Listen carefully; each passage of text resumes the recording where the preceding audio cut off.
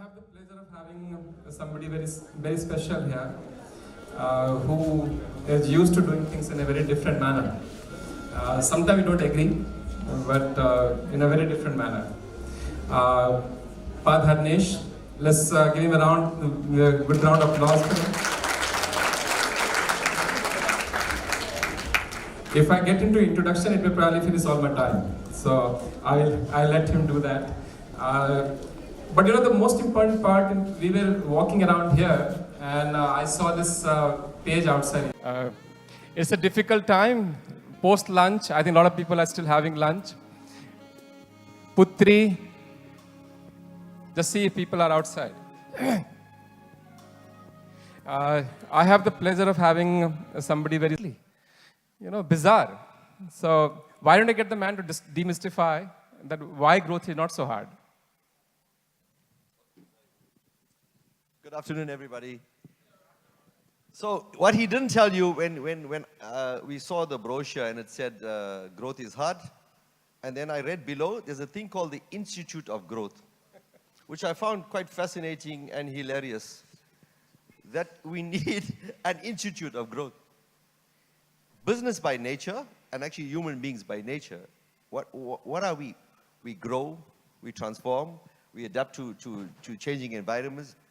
This is in our DNA, it's part of what being human is.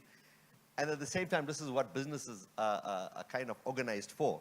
So it's very strange to me that we have to have a conversation about the mindset of growth. So you think growth is not hard at all? You know, there's many analogies, or I look at it this way. You can tell people where to look, but you cannot tell them what to see, right? So it's very interesting when people look at a market. The first mistake you do is you read economic data, and you read lots of analysis and retailer trends. So the smart people read it, okay, and you do the opposite. Because there was a saying by somebody a senior executive board member of Nestle made the statement many years ago, which I always keep. Consumers do not eat GDP. So when we look at GDP data and we get obsessive about and then we get so depressed, so we cut investment because we think the storm clouds are coming in a different way, so it becomes a self-fulfilling prophecy. And I think this is, so for me, the most important thing is, if you're not energized by a beautiful future, humankind is about hope, right? So, and if you don't energize yourself about a future that's going to be exciting, and you get so miserable in a boardroom looking at data and looking at history, looking at the past, you never shape the future. So this is the kind of mindset that we try to do, and that's why I think is part of the reason for getting some growth. That's a very interesting way to say it. You came, you're not new to Indonesia, not old to Indonesia, right? When you came, and I think the environment for the last couple of years has been that all of us are finding and started believing that the era of a double-digit growth in a market is over. Now we all have to adjust to a single-digit growth. Many of us don't agree, but I think you have done something which you lived up to the double-digit growth. When you came to the country, how did you overcome this, challenge of perception or the organizational orientation saying era of double-digit growth is over? Yeah, so maybe, if you look at a business, what is really our objective? We need more people to eat and drink more Nestle product. It's as simple as that. And the other side, we manage the cash. So you grow and you manage cash. That's what everybody is supposed to do in business. So when you look at the size of the market, you look at this continent of Indonesia, it truly is a continent. The diversity, the complexity, you just have to know that there is opportunity. And what makes people not achieve or realize this opportunity is either you are too scared or you don't understand that you can thrive in complexity, and this is where the real opportunity is. So if you are faster than somebody else and you have the belief that you can thrive in complexity and ambiguity, and this is where the opportunity is. So one of the first things, my first week here, the 1st of October 2016 is when I arrived. The first week, my teams all present, the usual business presentations, and they were boring me. I was feeling sleepy. The first 2 days I had jet lag, so I was not giving them too much attention. And everything was, Nestle Indonesia has consistently been a good, I would use the word decent, but let's be nice today and say a good Nestle market. It has never been a great Nestle market. The fourth largest country in the world, at least we should rank in the top 5 markets for Nestle. Yeah? I'm talking about Nestle. And don't talk about GDP and GDP per capita, because I think those are all nonsense, because people have to eat and drink. So I get presented retail data. Okay, good. I understand. I understand why you guys think it is difficult. Why you guys think that you are heroes when you get 4 or 5% growth. You should get a medal. Second week, I decided I like to be a tourist, and I want to go and visit the next 2 weeks. And obviously, there was many meetings structured and set up for me for the whole month already. My diary was full. I just canceled everything, and I started visiting. So from Medan, Makassar, Surabaya, Yogyakarta, everywhere.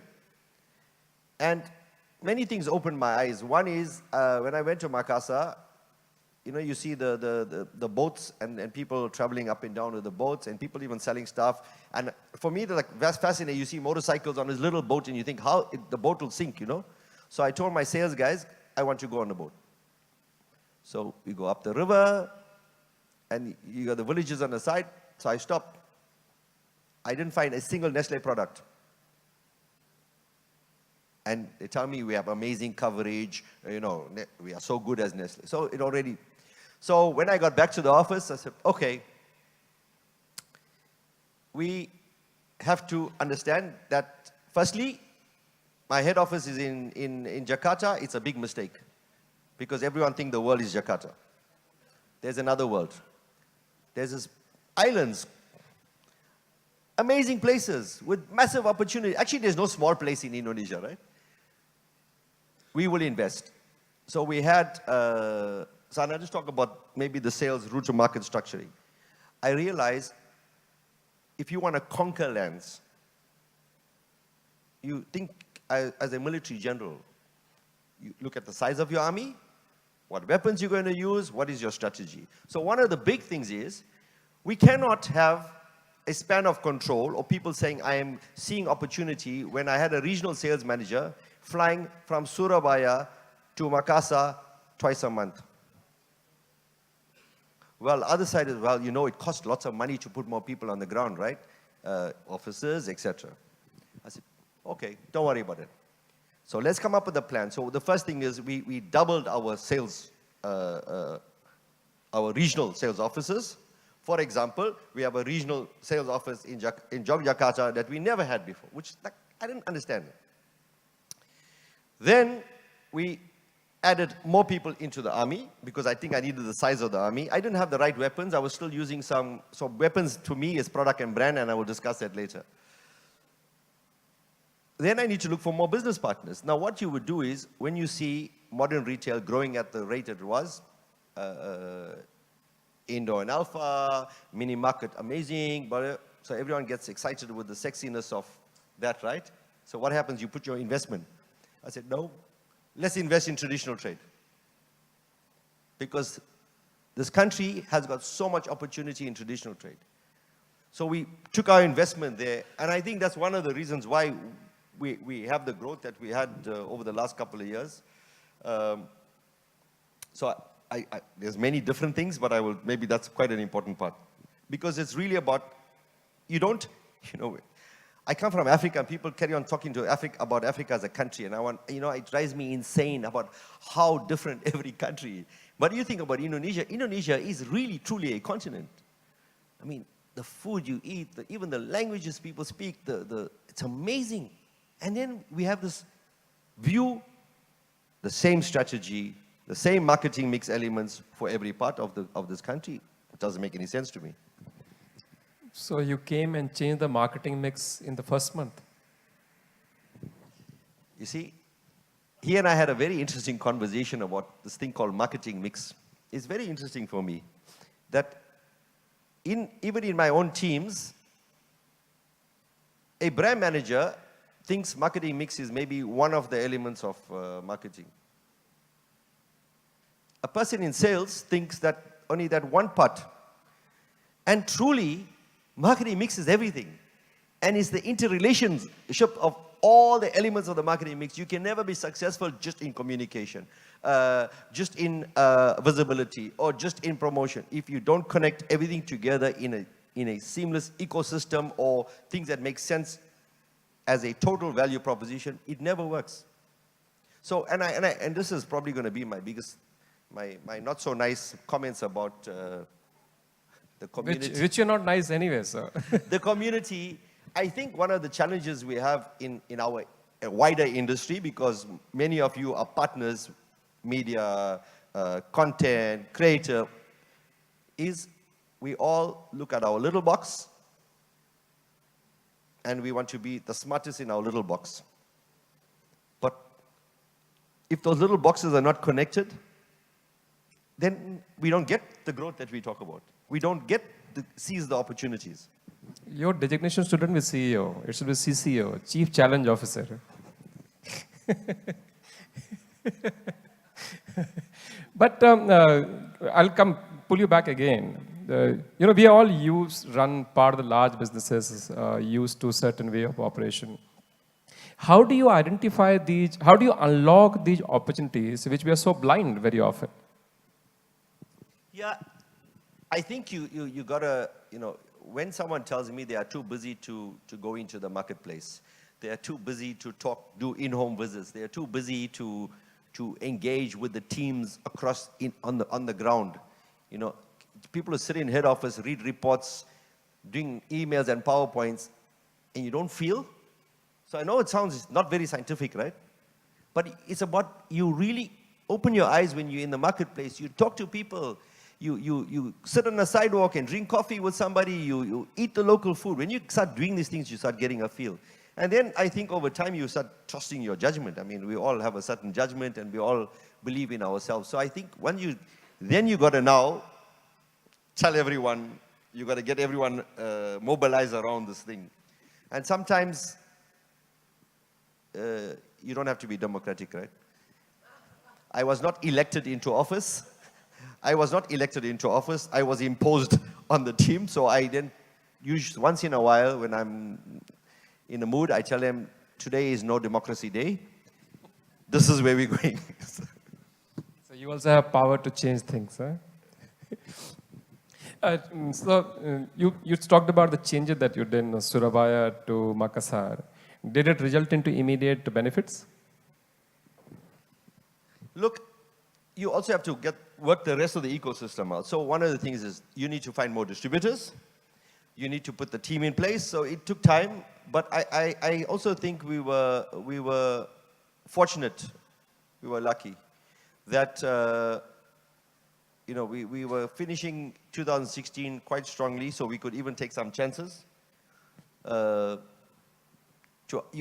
retrospect, I think maybe if I thought about the risk then. But the good thing is when you knew, man, I was new.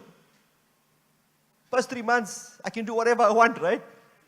And I can say, no, it's okay, my predecessor, whatever. So I think it was, I was lucky. I think the time was right to take some risk on those kind of things. But it's about investment, right? So if you think it's going to be 200 basis points of your profit, it has to be reinvested into expanding the sales organization.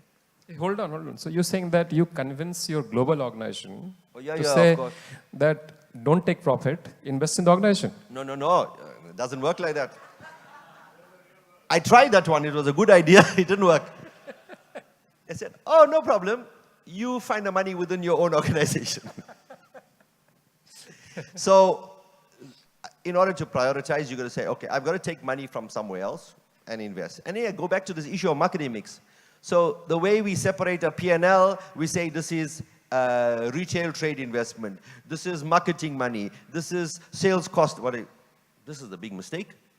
So when you start separating it and you don't understand the interrelationship of the investment, so if I take 2% out of traditional marketing spend and I invest it in route to market, and in my view, it's part of the marketing mix. In a P&L and in the way the teams are structured, it's not. So everybody complains and everybody cries because, you know, they're cutting the investment, including our agencies and everybody say, oh, but we have to do it. We have to do it because if I don't set that base, if I don't reset the base, I don't put the foundation in place, all the smart consumer communication and all the promotions in the world will not help because my product is still not in that village on the river in Makassar. That's the problem. Yeah, agency is a normal whipping boy, you know. See, the getting growth, you know, can you share the actual growth if it is not confidential? Yeah, look, we are not listed in Indonesia, but it's consistent. 3 years in a row, we've had double-digit growth. So massive, massive. And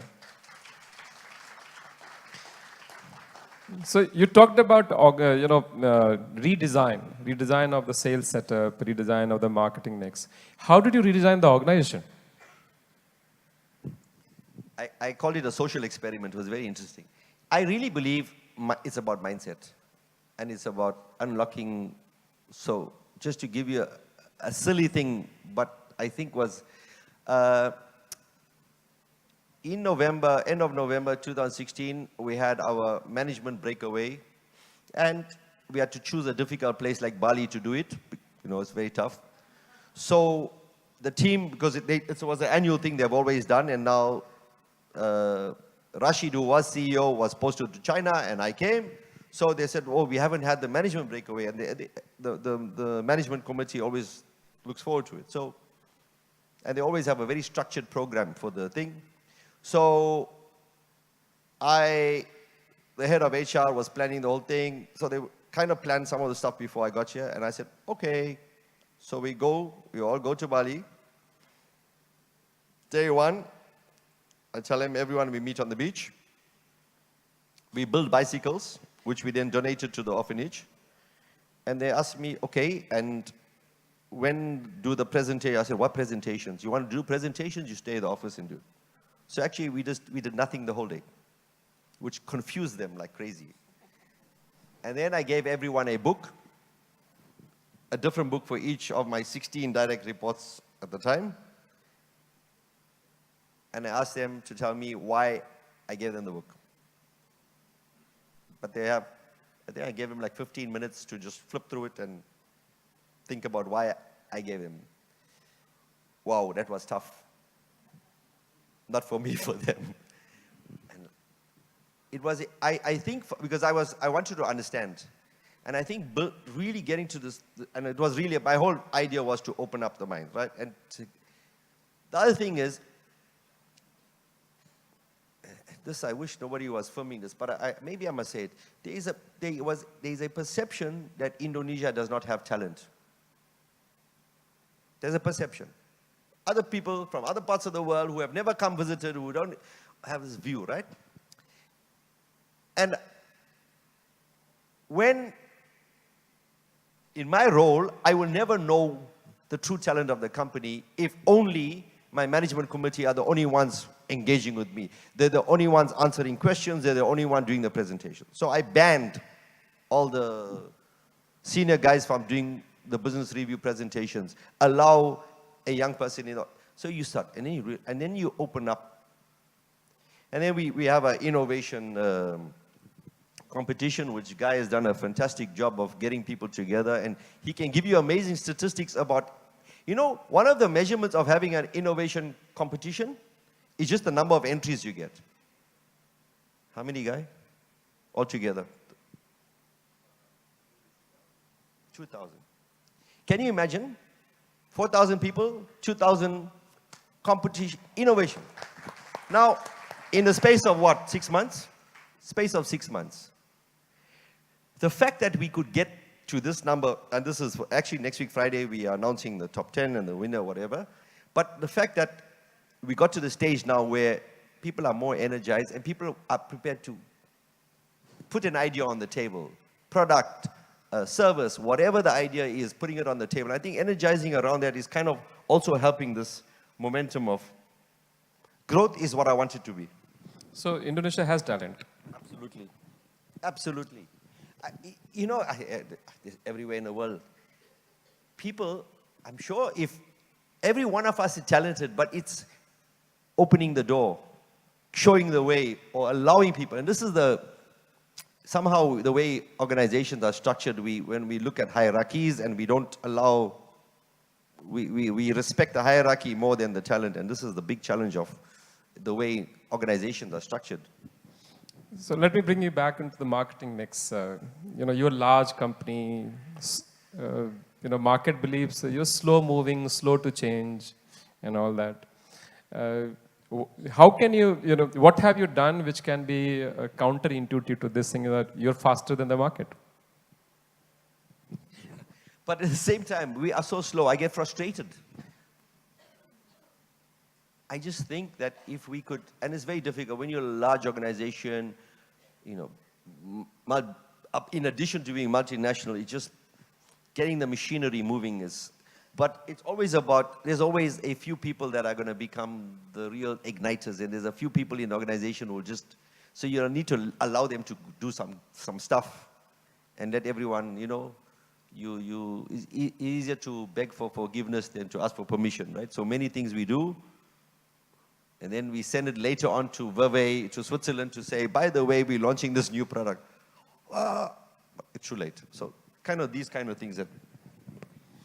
So Dennis, we now know that you've been growing the fastest in the country, and faster probably in the last 5-6 years in this country. I don't know if it's the fastest, but. Yeah. One of the fastest that I can say. But tell me from a marketing perspective, do you think this has happened only because you reorganize the structure at a business level, or it's because the marketing and the brand investment has played a role in this? Yeah, I go back to the marketing mix issue. I think so one of the things is you put people on the ground, you conquer your geographies, but then what? Then you have your core range. You have brands that have been in the country for more than 50 years. And brand by its nature has to be a living thing, right? It has to be a dynamic. You have to, I suppose it's like marriage. If you don't work at it, it's going to fail. So the way everyone works on a brand. But you also have to bring new. You have to bring, entering new categories, which we started doing last year. I think year 1 was really fixing sales. Year 2 and 3 is really about, okay, now we have to really accelerate. What are the category opportunities? What are the brand extension opportunities? What are the health trends? So for example, on Sunday, we're doing the big launch of, see, I'm doing a plug now, of ActiCore, which is a shot for cholesterol. So you can now play with these other things that, because you've got the geographic, your army in place, and now you need to give them the latest and best weapons to fight a war. You're in a stream, and we have so many discussions about technology, data, and all that. Do you understand these things? No, I intentionally don't. I intentionally don't understand. I even, just to push my son is finishing his final year of finance, and then he comes to me in December, he said, I don't think I want to be an accountant. I said, okay, it's a bit late now, but okay, it's fine. And then I told him, actually, I understand. I don't know why the hell you just find it. And then I said, I should try something new. And then I had this idea that he and I would study digital marketing together, right? So I registered for both of us, an online course. And so the competition is who's going to get a better, anyway. So I started reading the stuff and all this terminology. And I realized what a lot of hogwash it is. It's all nonsense. And it is just as simple, I want to sell 1 kg of tomatoes It's the same thing. How do I tell people my tomato is fresh, it's red, and it's firm? It's the same thing, but I suppose in 1974, when people were trying to understand how to do television advertising, it was the same concept, right? GRP, nya, nya, nya. So, simplicity is just getting rid of what are we trying to do? I'm trying to get more consumers, customers, shoppers, whatever, to buy and consume more of my products. How am I going to do that? Well, first I need to know where can I talk to them. If I want to meet Sean, I know I have to go to Singapore to meet Sean. So it's the same thing. It's just as simple as that. So what is the channel? I think it's become an amazing institution, and it's probably the most verbose institution is this world of digital, because the new terminology and the language, it's as complex as Nestle's acronyms. You know, when I first joined Nestle, I don't know what the hell these people were talking about in these meetings, because we have so many acronyms, and the best part is, even up to now, they create new acronyms. Last week, I had my management meeting, and somebody came to present, and there's a new acronym. What is this? They explain, like so. Can you take a test on those acronyms? I'll fail it. Okay, don't sack me after this conversation, okay? I'm just being honest, you know, no, I have confessions to make. Do you think we're confusing you? No, I think we are all learning. This is the issue. And when there's something new, everybody thinks it's a cool thing, and everyone wants to go, and everyone creates a new terminology and a new definition, because it's kind of, you're trying to position, and you're trying to win the hearts and minds of your customer. So we're creating a lot of new things. And sadly, I think the Americans confused many things also, the way the industry really started, and the language that was used. So I'm not sure, I don't think anyone's doing it. It's just that everyone is trying to set themselves to position themselves slightly differently to their competitor. And the whole issue is, should we have an industry, a standard terminology, like we're talking about? Should we have a very clear, what is the industry measurement for digital? This is so how do we standardize that? So, because then we all talk the same thing, you know, it's...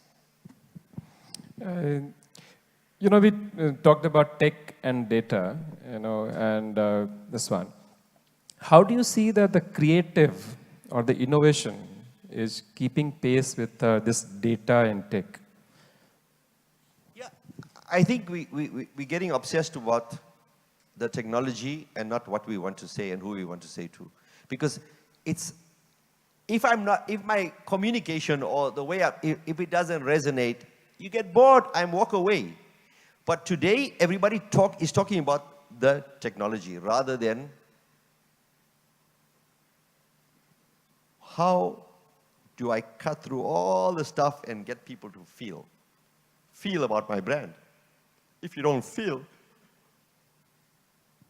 So this is the problem. Even in our teams, you know, you can see, like, we have a digital champion in each of the business units. We have a digital manager. Why do we need this? Actually, it should be innate in every brand manager to be also digital, because this is what it is. Because the problem is, we're coming from this old world. Today, if a brand manager is not literate on this communication channel, and I'll call it that because that's what it is, or this commerce platform, it's the same like billboards, newspaper. It's the same thing. But we create this complexity, and I think by having departments that are kind of separate also, so Arush, you can leave now, we're actually creating a problem. So sometimes you need to get centers of knowledge to help to lift the knowledge and but everybody who's in a digital or e-commerce business, a unit in any company, should be very afraid. Because actually your job should be to be redundant. Because everybody should be the same. And it's the same. You cannot be, I'm a brand manager and I only do traditional media or communication, and but there's somebody on the 7th floor that is in charge of digital communication. This is nonsense. So you're going to change that structure in Nestle. You're not saying anything. Look, I think the challenge is, and that's no, it's you can change the structure. The structure is the easy part to change, but if you don't get somebody helping and bringing the knowledge and to be really the educator and teaching people, and that's why correct. we now basically the core function is not to set the strategy. The core function is to build the awareness, the knowledge of digital, and this is what, because within 2 years. There is nobody in marketing. We should not have any specialist. This is the digital manager in coffee business or whatever our businesses are. So this is. Yeah, very, very true. I can take a pause now and invite questions from the floor. I have lots of questions to ask though, and I have limited time. We started late, so probably I have luxury.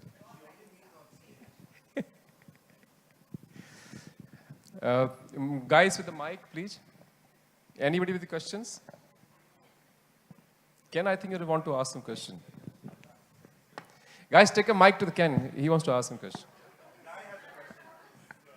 Guy is not allowed to ask. Thanks, Mashu. Yes, Ken. That was amazing. Thank you so much for the candid input, and now I know how to motivate my kids as well. This part about alphabet soup of digital metrics, totally agree. Given that the digital industry has created all these acronyms and top of your own acronyms, what do you think is the best advice to reduce that to business metrics that businesses actually need to drive sales? How would you make that change happen within your organization, and what's the best way to do it?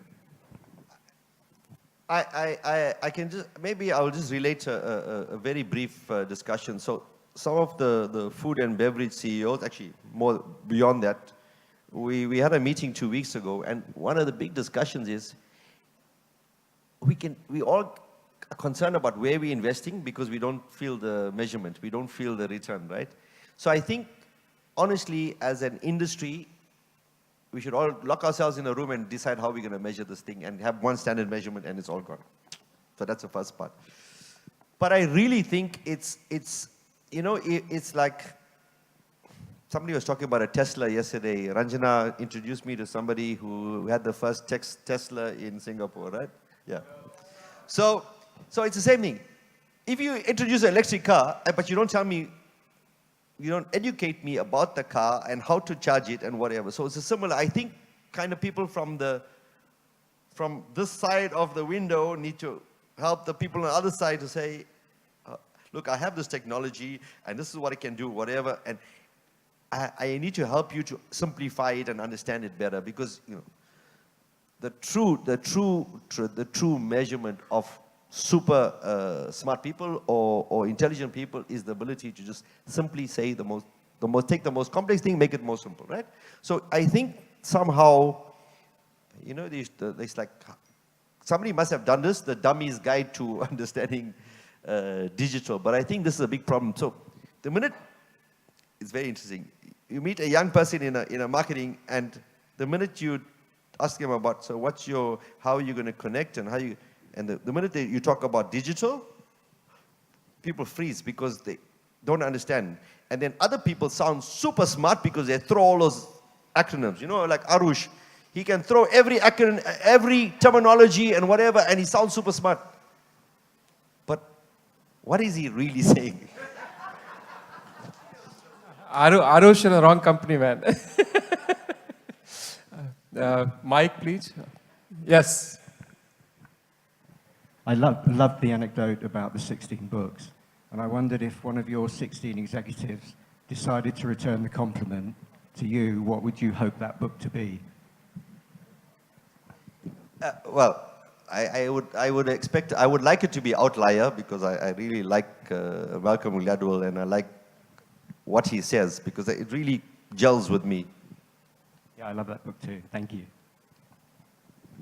Yes. Mike should be here.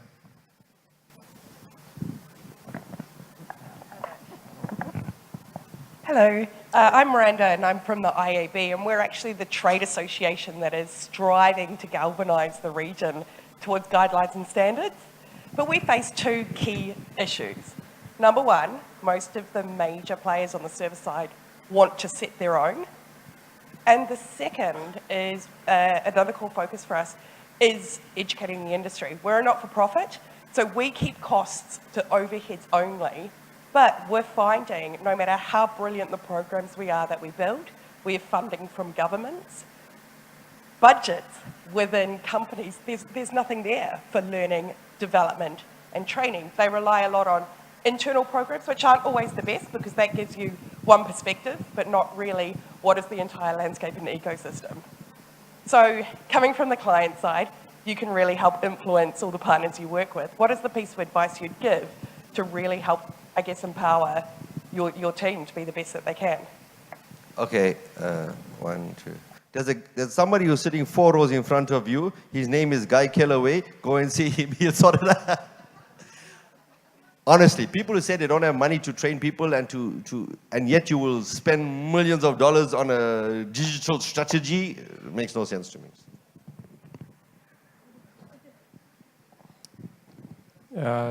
We have time for 2 more questions because I go back to my own questions.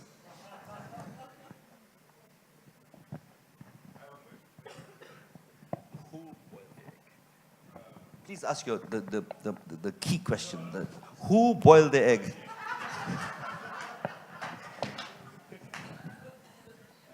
You don't need Tarnesh, you talked about how, the digital specialists versus, people who are capable to build, and there's no role for them in your company. So how do you react when an agency shows up with a strategist and a digital strategist and a creative and a digital creative director? What do you say to that? Well, Himanshu knows. I will tell him, look, the oxygen is very limited in the room. Please don't bring too many people. You're confusing everybody. Thank you. And I have another acronym for you. TLA. Stands for 3-letter acronym. We had a question, I think, the lady that wanted to ask a question. No? That line, Ina, I think your line, I saw the mic going there. No? Okay. Yeah. So we have a question, I'll come back. You have a question? Okay. Please ask, otherwise I'll keep asking.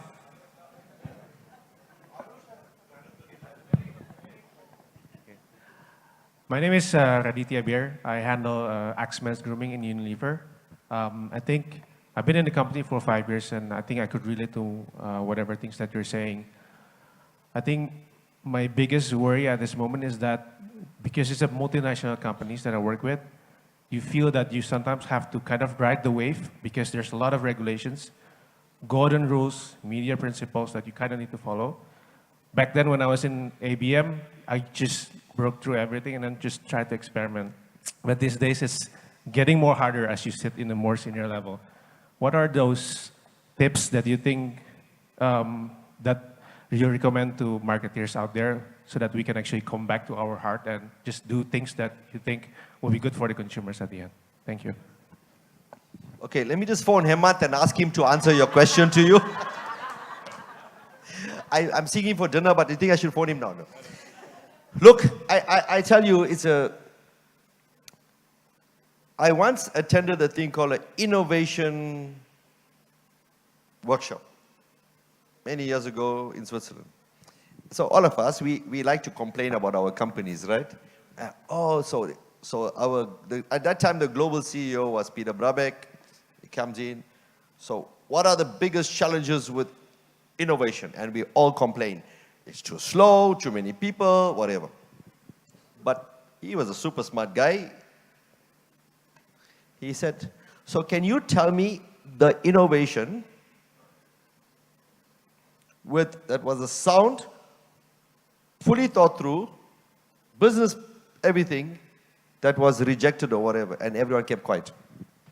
So if you do your homework and you believe enough, then you can shout to the world and you know, understand. I think sometimes we also like second guess and we think, I wish nobody in Switzerland ever saw what I was doing. But I think sometimes we second guess.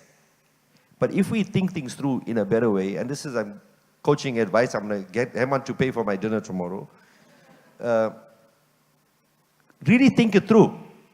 So whatever idea, whatever business proposition, whatever brand idea, whatever, do the stuff. It's not just the idea. How are you going to execute? How are you going to grow and manage the cash? What will be the return? If you do your whole stuff and then go, nobody will reject that. Obviously, it has to be within the ambit of what your company stands for. I would like to start selling alcohol in Nestle, but it won't happen. So, Last question. Can you hear me? Okay. Hi, Hashmi here from Grab. A slightly different question from discussing. As brands around the world are trying to become more and more relevant to this young generation and the generation beyond, you're seeing brands like Nike and more brands are expected to have a perspective and a position on topics ranging from politics to society. So as Nestle, and you've been talking about making Indonesia one of your biggest markets globally, like how much of that responsibility and how much of that influences, let's say, the metrics you're going after or how you guide your teams to go in the market? So it's everything. I think, when you, and I'm trying to avoid talking about Nestle because I think it's about more. It's who you are as a company, the values you have. So we have this thing called our purpose. So what is the purpose of your organization? And everything should flow within your purpose. So, for us, it's really contributing to a healthier future, right? So the product portfolio I have, am I reducing sugar? Am I helping in cholesterol? Am I helping to fight stunting in Indonesia? So it really has to influence all of those things. Because otherwise, what are you? What does your brand stand for? And the brand is something you have to feel and something that has an essence in it, right? And you can't change. You shouldn't change it because that's what it stands for. If you want to change it, go launch something else. You launch another brand. One last question before I let you go. So do you think in Indonesia we have opportunity for growth? Or it will be back to this thing, growth is hard? Look, maybe just truth. I worked in a place where everything that you think, the perfect storm of everything that can go wrong was going wrong, and we still double the business. So, you look at this amazing continent, we have not even scratched the opportunities. It's like, actually last night, Guy and I were talking about how lucky we are to be in Indonesia. I don't want Nestle to move me. So kind of, what happens like normally when you're successful, then you get your next, right? I'm trying to I want to be successful, but I also don't want them to see it, so they don't move me. You understand what I mean? Because it's amazing. We were talking, okay, we had a few beers, but we were like, wow, we are so lucky to be in this country at this time because it is incredible the things we can do and the things we can achieve. And it's really, really exciting. And can I ask you one more? How can this room help? Yeah, I really think we every time I get introduced, it's like so-and-so from this and so-and-so, and I still don't, I think it's about connecting the dots, and more importantly, in everything that you do, if you are a service provider, WPP, whatever, is really take a holistic approach to all the marketing mix elements, because it is about what is this value proposition that I'm putting. But if you only come there on, this is the big problem. And it's so refreshing when you talk about a campaign and it looks at the entire marketing mix and it looks at where the vision of where you want to go. It's a whole different ballgame. Yet if you Thank you so much, Madhanesh. You're candid as ever, and great to have you here. Thank you.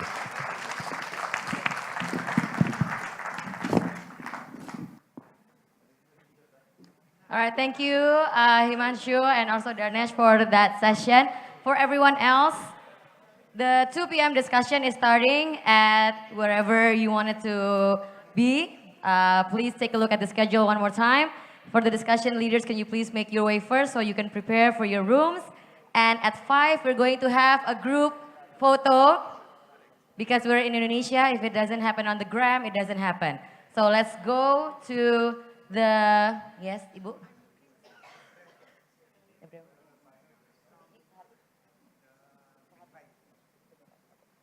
Okay, I'm gonna finish that first. So at 5 p.m., let's gather at the Merapi Garden near the very big WPP Stream Indonesia, whatever, icon. So we're gonna take a picture there in the by the drone. So remember, if you're not there, you weren't here because it's for the gram, right? So be there at 5 p.m. and at 6:30, dinner will be ready. We're gonna have dinner at Bogis Terrace where we had dinner last night, lunch today, breakfast today. So basically where we have eaten the past 2 days. So please be at, oh salah, because I don't have a cue card. It's never my fault, Panjana. It's your fault always, right? Yes. So we're gonna have dinner at poolside. It's ready by 6:30. And we're gonna go back here for the extravaganza and also the closing at 8. And we're gonna have a closing after party at 10. Ashutosh, do you want to replace me here? Yeah? Okay, I think so. No, nobody wants to take this place. What? You made my cue card, where is it now? Yes. Okay, so see you everybody. Be at the discussions at 2, photos at, dinner at, closing at, no, that's after party.